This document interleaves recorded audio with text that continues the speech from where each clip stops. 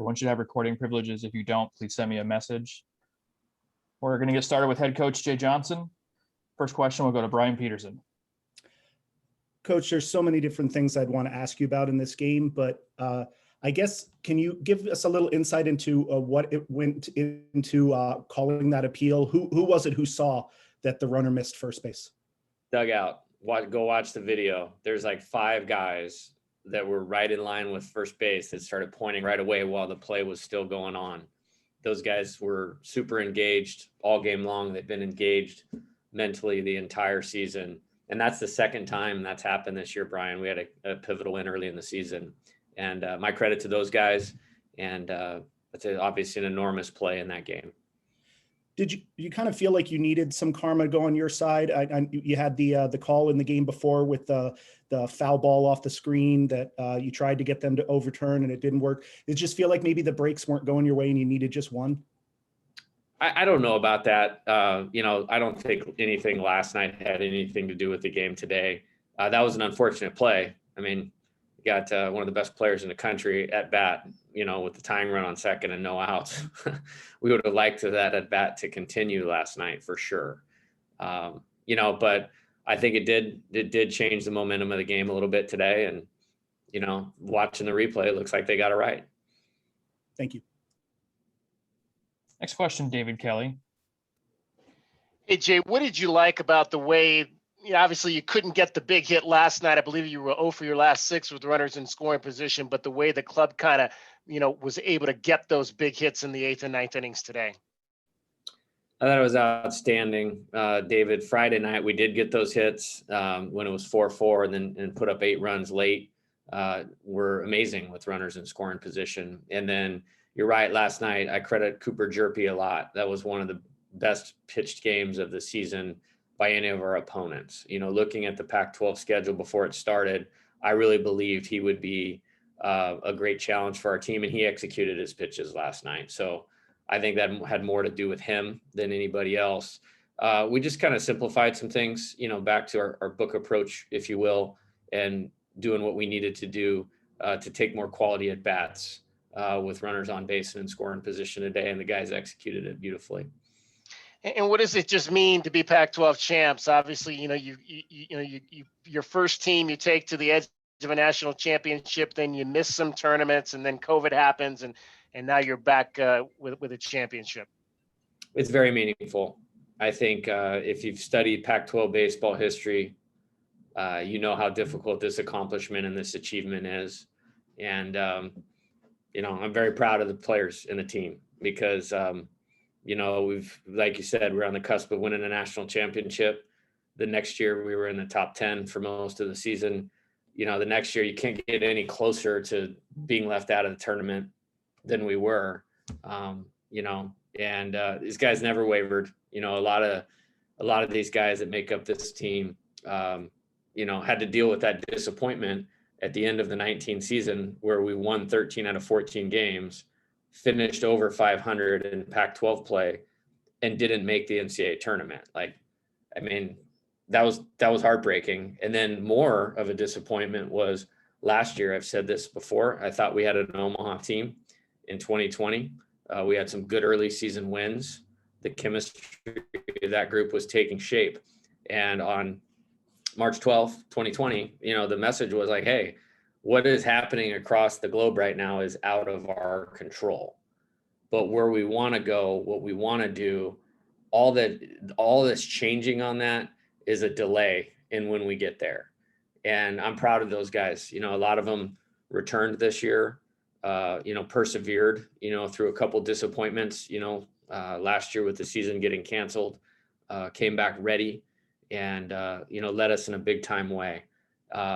And then just historically, this is significant for our program.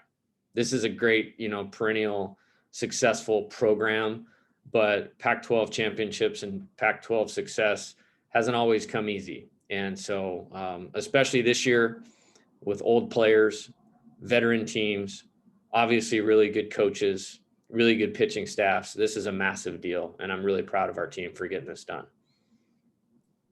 Next question, Brian Savage. Good evening, Coach, and congrats on the big win. So these last Thank two you. games were really grinded out contests that felt like playoff games to a large extent. Do games like these make the team battle tested and help prepare you guys to take on whatever comes your way in the NCAA tournament? There's no question. I think the whole Pac-12 schedule has done that, Brian, and this was certainly no exception. Obviously you get a huge one-run win here at a one-run win against Oregon, epic comeback one-run win against Washington, comeback one-run win against Utah. And I think it shows our players are very comfortable playing in close games. And I think that's a testament to their competitiveness and the makeup of our team. So in game one, Oregon State ties the game up 4 in the 6th inning. You guys then proceed to score 8 runs in the 7th and 8th innings combined. After the conclusion of the 6th inning, was there something that you and the staff may have said to the players in the dugout that gave them perhaps like a lift in confidence before they started the 7th inning?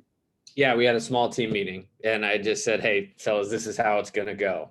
We want to go to the College World Series. A lot of games are going to be like this. We are very good playing in close games. And all I want you to do is have as much fun as you possibly can competing for the next 9 outs on both sides of the ball. And then for the duration of our time. And they did that. I mean, there was no flinch in that thing today. It wasn't going our way today, period. And for them to stay with it and so many guys contributing to that rally today, I think that's the real story. Shows the depth of our team. And once it got rolling a little bit, you could see it was going to happen. And just, again, how players were getting behind each other. And some of the at-bats were taken by guys that haven't been at the forefront of this thing, and seeing the enthusiasm of the team made me very proud to be their coach, regardless of the result. Thank you. Next question, Michael Lev. Yeah, I was just going to ask you about the depth. If you look at some of the guys who were integral in the comeback today, Tyler Casagrande, Chase Davis, Kyson Donahue scored the winning run, I believe. Did this game just sort of exemplify that particular strength of your team? No question about it. And I've said it a lot, and I hesitate to, or I feel bad repeating myself, but we have more than 9 starters. Chase Davis is a superstar, and he's gotten better as the season's gone along, and has handled his role the way 5-star athletes coming in big programs don't always handle it, and has showed a ton of maturity and has just kept working, getting better, and been a bigger and bigger part of our success as the season's gone along.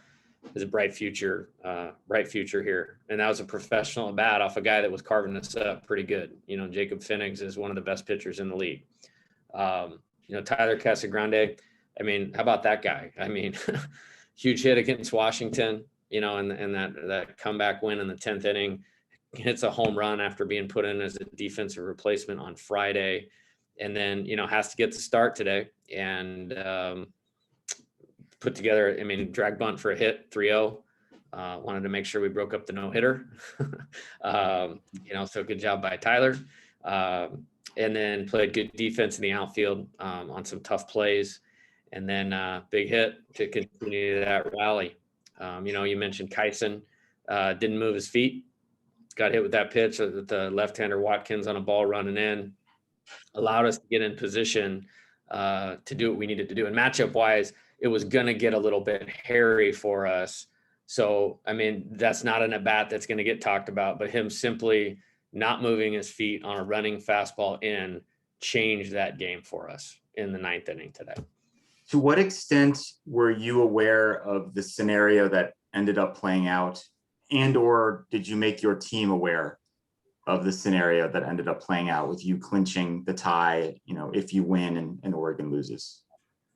Well, not to your surprise, probably, I don't look at the standings very much because it has nothing to do with the actual play on the field. But last night, and I don't know if it was my way of moving past the game, I actually tried to figure it out. Like I was a PE major, so this isn't common for me. And I actually called Brett Gleason. I was like, Brett, make sure I have this right.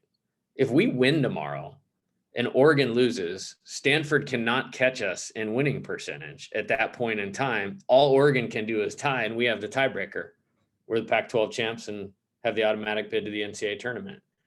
And so we kind of bounced it off each other a little bit. And I'm sure there was guys on the team that had figured it out. I hadn't until about 11:30 in my room last night. So I woke Brett up and made sure we had that right. And then I made the team aware of it today. I mean, it's pretty simple. We've had this conversation 3 times. Hey, who wants to win the Pac-12 championship? Raise your hand. Okay, every hand goes up. Who wants to go to Omaha? Great, raise your hand. Okay, now let's turn our focus to what we need to do to be the best team we possibly can be and create opportunities like winning a conference championship and such moving forward. And so we talked about it briefly before the day and then had to get to work on it. Next question, Greg Hansen. Hey, Jay, what would you say to an outsider to help them appreciate how difficult it is to win the Pac-12? Well, I think if you watch the movie 300 and some of those battle scenes, that's what I would liken it to. And if you need statistics to back that up, this is my 6th year, but it's really only the 5th time in Pac-12 play because of COVID. There's been 5 different champions. And if something doesn't scream parity than that, I don't know what else does. So I think it's a terrific accomplishment. I think it's more meaningful this year because frankly, for every team, it was two years of work for one season. And I'm incredibly proud of that. Piece by piece, as you were recruiting these guys, were you thinking to yourself, this could lead to something pretty good? Yeah, and it's amazing how far it goes back. The night I was announced, I was at dinner, in Tucson celebrating, and, Preston Price, called and committed right away. He was committed to Nevada, followed us. Dante Williams, I wasn't as popular to Dante Williams when it had Nevada across my chest as now that it had Arizona, but the ball was moving on that happening. And then you take that forward. So that's 2015. That's June of 2015. And then go July 2020, we got Austin Smith, and we got Tanner Otremba. So that's 6 years of every day of putting the 2021 team together. And so, yeah, it's really meaningful to me when you look at it in that context. I don't know how many 365 times 6 is, but it's a lot of days. And, I think we used all of those days well. Thank you, Jay. Next question, Brian Peterson. The bullpen, if you count everybody today, gave up 2 runs, and most importantly, I noticed last 10 times that Oregon State had runners in scoring position, nobody came through. Considering the way that game started, could you have ever envisioned that you'd even have a shot at the end? Yeah, we had 9 guys ready to roll today. The only guys that were not available were Chase Silseth and Garrett Irvin. Everybody else was available today. And so when we got the lineup, which was late, it's just how they do it. Some coaches like to do it that way. We lined it up and we got a little bit of help because they had Wade Meckler, who in my opinion is their best player, hitting leadoff, left-handed. And then it went 5 right-handers in a row. And then it went 7 left, 8 right, 9 left, and then you're back up at 1 left. And so we started Austin. They took 3 good at-bats against him. It was my decision of just like, hey, maybe they're not going to be as prepared who we bring in next. That was Chandler. He's pitched in similar situations. We felt like he could get us a little bit of length, which, he essentially was the starter because we had no outs in the first inning. Then that wrapped us around to that spot where we could get 3 out of 4 lefties, which was Randy. Okay. Then after Randy, we went to Quinn, who had a fresh arm, hadn't pitched since last weekend. We felt like he could get us some length. I think Gil Luna was a big story of the game today, much as he was last weekend. Man, I can't wait to put him in the game right now. And then got us some length and it allowed us to come back. And now you're sitting there with Vince ready to go and at the right spot in the lineup to bring him in. Really, the only decision-making was in the last inning. And, we obviously let him go through 2 lefties in that time frame. And they bunted 1, which helped us out, to be honest with you. Then we went and got Gretler at 8, and then it was Casey in the 9 hole. And and I'll take my chances with Vince. And kind of a funny story about today's game and the guys that used. I mean, we were up here in a double header because we got rained out one day in 19. I mean, Vince, Randy, Gil, and Quinn got absolutely wrecked. And so to see those guys be the guys that made this happen today, that was very gratifying to see that. Thank you.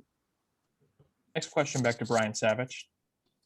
Coach, obviously, as you mentioned before, there was a lot of writing on this series, such as first place implications in the Pac-12, and a final opportunity to leave an impression on the NCAA selection committee for a chance at an automatic bid in the tournament. So how do you guys just leave all that to the side and block out all the noise surrounding this team and just focus on the task at hand? Nobody that's going to be better at that than us, Brian. It's a great question. It will not be overlooked. I'm gonna let them enjoy this tonight. I mean, it's really hard to get to Tucson from the Northwest on a Sunday night. I'm not a fan of the curfew games, which everybody tries to play against us at home.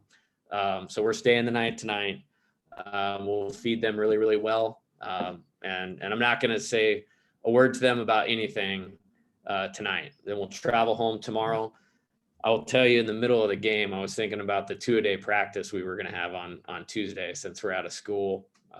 That's to be determined at this point in time, but we'll work hard. And, we're playing a team that's won 8 games in a row and is a really good coach. And Chris Fatenhauer, Zach Wilkins, our pitching coach, was on our staff here for a couple years and is a star in the making. So that I'm not taking that for granted. The other thing too is, going into the NCAA tournament, that's, 12 days from now. And so there's a real opportunity to get some things in order. And there are some things that happened in the game today that I want to get in order. And so we'll go to work on that. I have a saying, I don't want to accept in winning what we wouldn't accept in losing. And we're not going to do that. So there's a few things that I itemized in the game today that we're going to go to work on Tuesday and Wednesday and be prepared for this weekend. Thank you. Next question back to Michael Lev. Yeah, I wanted to kind of pick up on something that Brian Peterson had asked early on about the karma or whatever, but I wanted to phrase it this way. Do you feel like those kind of breaks even out over the course of time, like a bad call or something of that nature? Like you always talk about it goes back to the play. Do you think that those extraneous things just kind of balance out over time and you maybe try to tell your guys not to get too upset about them? I don't think about that a lot. I think about that what happens and what the situation is. It's an event, okay? And you have a chance to respond to what happened. And your response to what happened is going to determine the outcome. And I thought they responded really well to last night's game. We talked briefly when we got back, and really what I wanted to do is just clear that off of the players. They fought hard. We got the tying run to second. We got a bad call. We didn't execute. Okay. We can go back to it. Okay. In the last 6 years, there is no team in college baseball better at red zone offense than the Arizona Wildcats. Okay. We didn't do that last night. Okay. We didn't get those guys in. We had a pop-up priority thing in the first inning that led to a run that we didn't make the play on. All right. Nobody works on that more than us. So let's call it what it is. We didn't get done what we normally get done. We had a good pitching performance against us. They won. Now, last night has nothing to do with tomorrow unless you let it. And so I don't know, Michael, that's a long-winded answer to say, I don't know. And I don't think about it much. We want to control what we can control. Do we have any more questions for Coach Johnson? All right. Thank you, everybody. That's all we have for tonight. All right, guys. See you in a few days.